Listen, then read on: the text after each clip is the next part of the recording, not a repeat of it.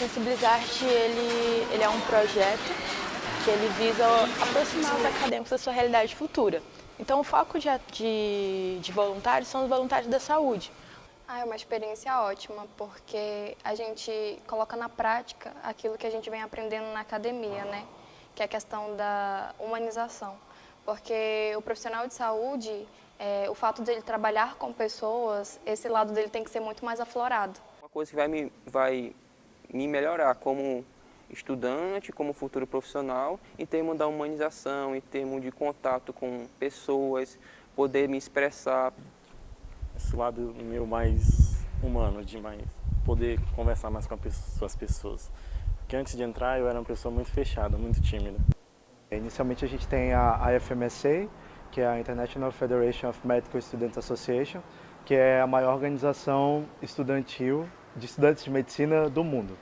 E aí ela existe desde o fim da Segunda Guerra Mundial. Ela surgiu no contexto de juntar os estudantes de medicina do mundo, né, para fazer esse networking cultural e para saber qual era a realidade da medicina em cada um dos países, incluindo intercâmbios internacionais entre esses estudantes. Quando a gente fala num contexto de saúde pública, de educação médica, a ideia é trazer humanização para esses estudantes, é inserir esses estudantes na sociedade de uma forma diferente da que a gente vê na faculdade. O Sensibilizarte, ele é uma atividade, né, da FMSA Brasil, surgiu na Universidade Estadual de Londrina, né, eles têm um comitê da FMSA Brasil lá, em 2007, e foi um projeto que foi criado e ganhou uma visibilidade no Brasil todo. O projeto Sensibilizarte, eu fui apresentada através do convite da Amanda Triani,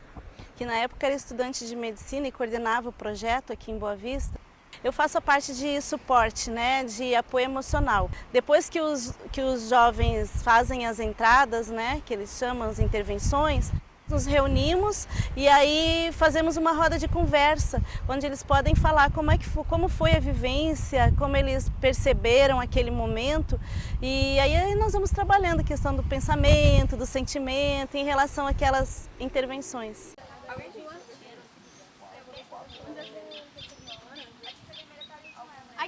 Ela basicamente funciona em 4 áreas de atuação, né?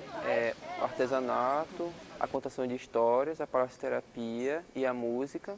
E a gente vai visitar os hospitais, no caso o Hospital Geral de Roraima e o Hospital Infantil Santo Antônio, né? Geralmente as visitas são aos domingos à tarde e a gente tem sempre um planejamento. Uma semana antes da entrada, realizado aos domingos, os coordenadores planejam o que vai ser realizado lá na entrada. Caso o artesanato vai planejar o que vai fazer, qual a atividade, se vai utilizar quais materiais, papel, cola, e tudo fica planejado só para ser realizado no dia. A música planeja qual música vai cantar, qual melodia vai ser tocada com os instrumentos. Né? Um pé na frente, o outro atrás, agora ninguém pode se mexer, estava... Vai mexer no celular?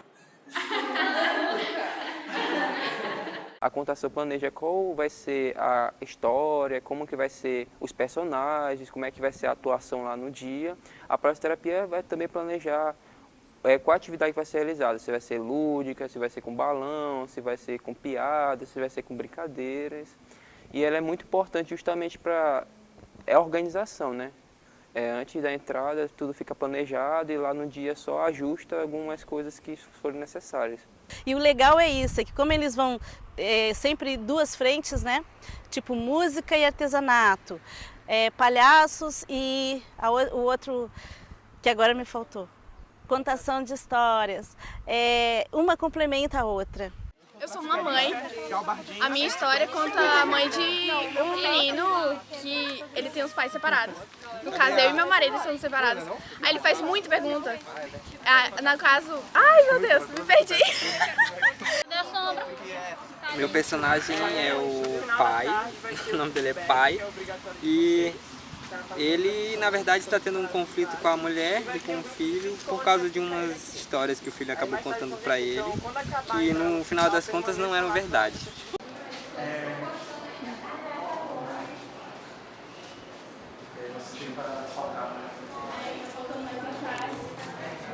de gente.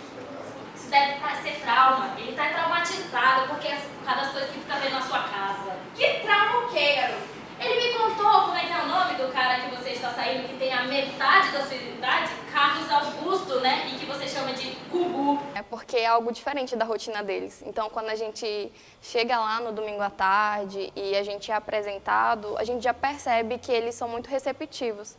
Então, quando a gente começa a cantar, a tocar, eles retribuem, eles cantam com a gente, batem palma. E quando a gente está indo embora, a gente percebe assim que eles queriam que a gente ficasse um pouco mais. Noite aqui na selva, quem dorme é o leão. Bem pertinho de uma aldeia, quem dorme é o leão.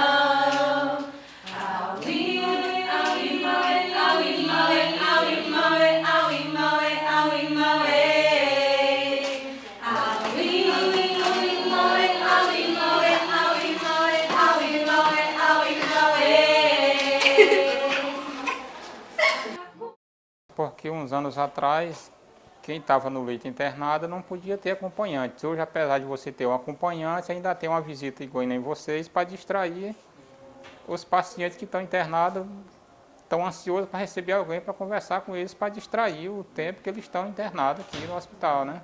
Sim, gostei. Achei um belo trabalho, muito bacana, muito legal, porque a pessoa já está doente, né? Já está triste. Então, isso aí anima mais, é muito bom. O setor que eu coordeno, ele é o responsável dentro do hospital para receber as solicitações, os ofícios, né, das pessoas que se voluntariam para fazer esse tipo de trabalho no hospital, que é visitar as crianças internadas.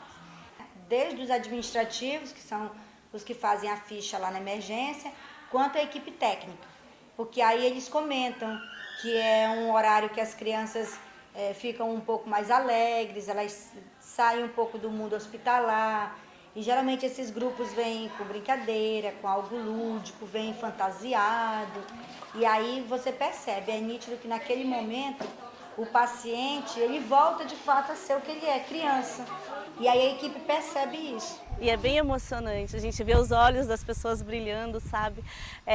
E mesmo no dia posterior, porque geralmente as entradas são feitas no domingo, então na segunda-feira a gente percebe todo aquele movimento, porque quando é o artesanato, fica lá, né, o material. E mesmo quando são as outras frentes, as pessoas relatam, né? Ontem vieram aqui os palhaços, a música, trouxeram alegria, foi bom, porque daí trouxe um ânimo novo, a gente estava tão paradinho, dia de domingo, né? A gente fica meio entristecido, e aí vem todo aquele pessoal cantando, pulando e alegrando. Então tu vê que há retorno para os dois lados, tanto da equipe que recebe, que é os pacientes e a equipe técnica, quanto a própria pessoa que vem para fazer esse tipo de trabalho. O relato deles participando, porque a ideia inicial é de que você vai ajudar outra pessoa, né? E assim, acho que mais de 90% deles diz assim que foi pensando em ajudar e acaba sendo ajudado.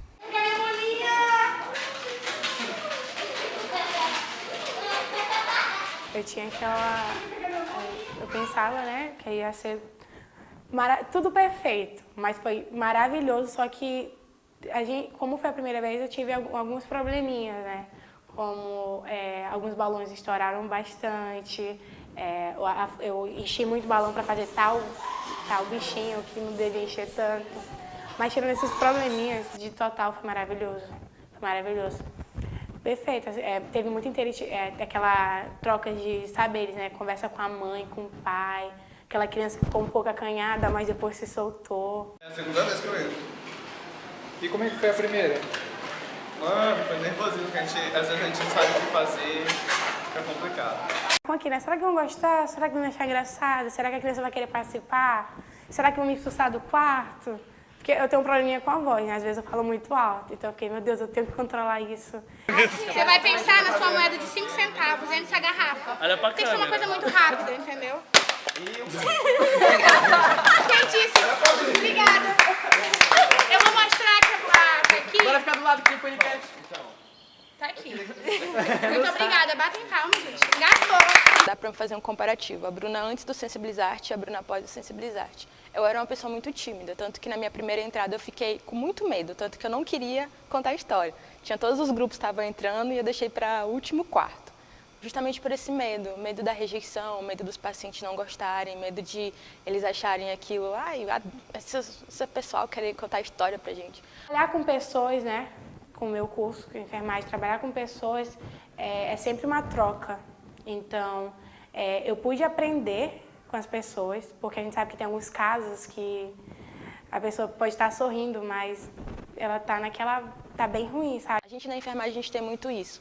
A gente tenta olhar o paciente como um todo. Por mais que ele tenha uma doença, eu vou olhar nos olhos dele e vou perguntar além disso, porque a gente sabe que a saúde é um conceito bem amplo. É mais do que a ausência de doença, então envolve muitas coisas, inúmeros fatores.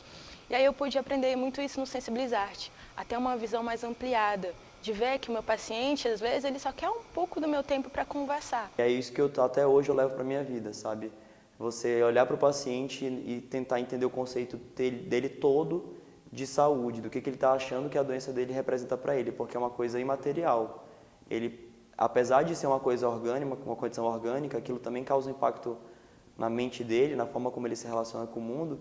E se você não se coloca nessa posição de entendedor desse lado imaterial, você não tem como ajudar.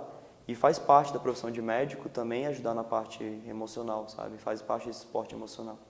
Então, Sensibilizarte me proporcionou isso, assim, graças a Deus. A experiência que mais me marcou, né, durante a minha trajetória no Sensibilizarte foi uma entrada que a gente fez na véspera de Natal, que todas as frentes entraram juntas, né, a gente entrou com acessórios de Natal e o objetivo da contação de história, da frente de contação de história, era justamente contar uma história relacionada ao Natal. E aí eu e minha dupla, a gente falou sobre a história do Pinheirinho de Natal, a gente entrou no quarto de um paciente, né? E aí o paciente era mais idoso e a gente contou a história. E no final da história, esse paciente, ele começou a chorar e ele agradeceu a gente ter contado a história e ele disse que... E ele falou que a história tinha sensibilizado muito ele porque relembrou a infância dele, relembrou o pai dele contando história para ele. Que nessa entrada a gente convidou pessoas de fora também da universidade para fazer parte. Eu convidei os meus colegas de orquestra para tocar comigo e a gente conseguiu tocar na UTI, né? Um local um pouco mais restrito, a gente conseguiu colocar uma equipe, né, de musicoterapia com violinos e violoncelo dentro da UTI. E lá na UTI eles fazem eles reduzem os sedativos para ver se os pacientes acabam acordando.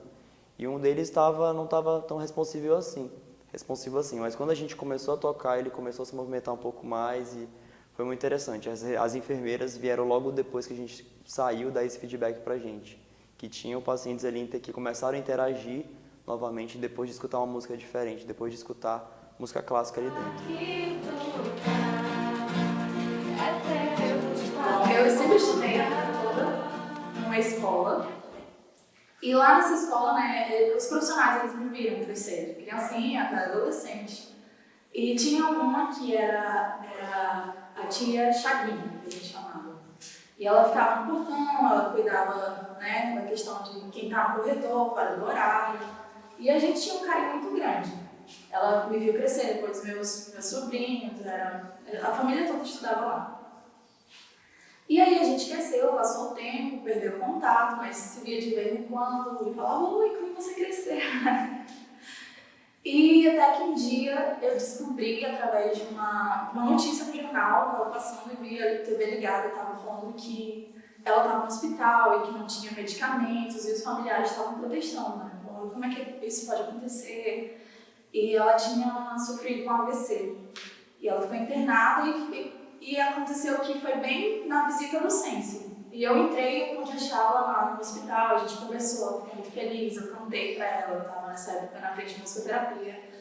Eu cantei pra ela, ela conversou comigo, ainda tinha suas sequelas, né, mas ela entendia, ela sabia que eu estava ali. E aí eu tive outra oportunidade de voltar lá também. O Sensi acontece as visitas de forma quinzenal, então ela passou um bom tempo internada. E aí eu acabei descobrindo que ela recebeu alta. E quando ela recebeu alta, eu fiquei muito feliz, claro, né? Ela foi para casa, ser cuidada pelos profissionais, pelos familiares, perdão. E um pouquinho mais, a gente teve a notícia que ela tinha cometido suicídio. A nossa missão no Ciência, dizer que as pessoas são importantes, que elas significam alguma coisa para alguém, para elas não desistirem. O que eu posso guardar são só as coisas boas, e eu acredito que é por isso que eu não consigo sair do Ciência, porque sempre é uma nova oportunidade de mostrar para uma nova pessoa como ela é importante na vida de alguém. Vamos estar contigo no nosso balão. Vamos voar novamente, cantar alegremente mais uma canção. Tantas crianças já sabem que todas elas cabem no nosso balão. Até quem tem idade, mas tem felicidade no seu coração. Sou feliz, por isso estou aqui. Também quero viajar nesse balão. Super fantástico, no balão mágico, o mundo fica bem mais divertido. Super fantástico, no balão mágico, o mundo fica bem mais divertido. Dentro da vida acadêmica, já ir criando esse conceito nesses futuros profissionais. Então, desde o início do curso, a gente já tem que pensar como é que a gente vai, daqui a 5, 6 anos, como é que a gente vai agir, como a gente vai ser com o paciente, como é que a gente vai tratar o paciente. Ser um bom médico é você não só conhecer todas as teorias, conhecer todas as práticas, mas você saber ver uma alma humana como uma alma humana. Como assistente social, o que eu ouço muito do usuário é o mau atendimento, é aquele atendimento seco. Mas um profissional que possa entender o paciente, saber o que ele está sentindo, saber o que ele passou, saber o que ele vai passar. Mas sim que ele tem sentimentos e que ele tem expectativas, que ele tem sonhos e que ele espera que aquele momento ali, né, que às vezes é muito doloroso, seja passageiro e que enquanto ele esteja ali, ele possa ser tratado da melhor forma possível. E é isso que eles esperam de mim. Não só que eu domine todas as técnicas de fazer um curativo bom, de fazer uma punção, de fazer uma evolução. De nada adianta eu dominar, escrever bem, fazer uma evolução, se eu não ter essa minha intimidade com o paciente. A intimidade que eu digo é essa comunicação, para eu poder coletar mais informações, para contribuir nesse meu cuidado com o paciente. Quanto mais humano, quanto mais próximo esses profissionais forem, que hoje são acadêmicos, desse cidadão, desse paciente, nossa, a gente futuramente tem um índice de reclamações, de insatisfações muito menor do que hoje. Né? Por mais que a gente não consiga resolver aquele problema dele, não tenha um bom prognóstico sobre aquela doença, mas só o fato deles terem sido bem acolhidos, eles já se sentem bem cuidados.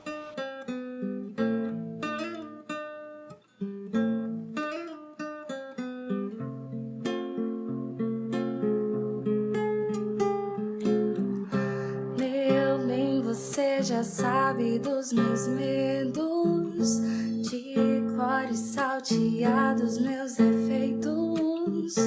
Mesmo assim, nada ficou. Conheço tuas mentiras e manias e todos os teatros que fazia. Mesmo assim, tudo mudou. E se acaso recordar das nossas desavenças, eu só quero te dizer que eu sinto saudade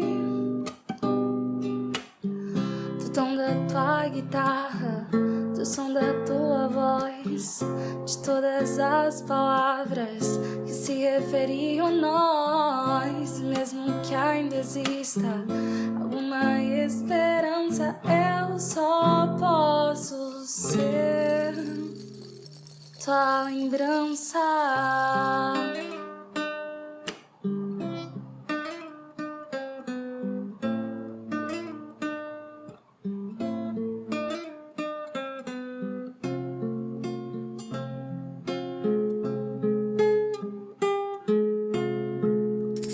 Tua lembrança.